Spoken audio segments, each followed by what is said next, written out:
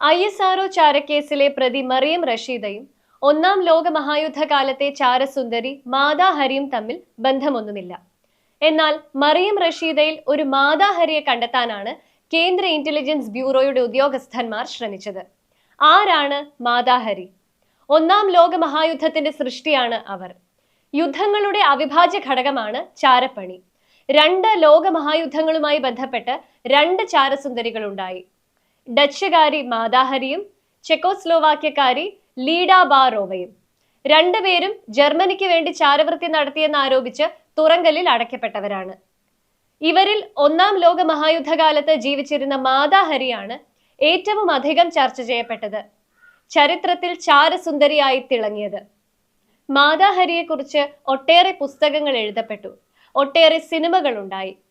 അവരുടെ ചാരവൃത്തി ഇപ്പോഴും സംശയത്തിന്റെ നിഴലിലാണ്.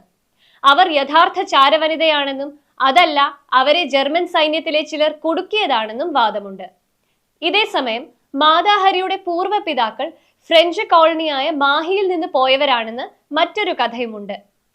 അതുകൊണ്ടാണ് അവർക്ക് ഇങ്ങനെ ഒരു പേര് വരാൻ കാരണമെന്ന് പ്രശസ്ത സഞ്ചാര സാഹിത്യകാരൻ SK പൊറ്റക്കാട് പറയുന്നു. SK പൊറ്റക്കാട് മാതാഹരിയെക്കുറിച്ച് ചില ഗവേഷണങ്ങൾ നടത്തിയിരുന്നു. മാതാഹരിയെക്കുറിച്ച് കൂടുതൽ അറിയാൻ വായിക്കുക ജോൺ മുണ്ടക്കയത്തിന്റെ പുതിയ പുസ്തകം ചാരം.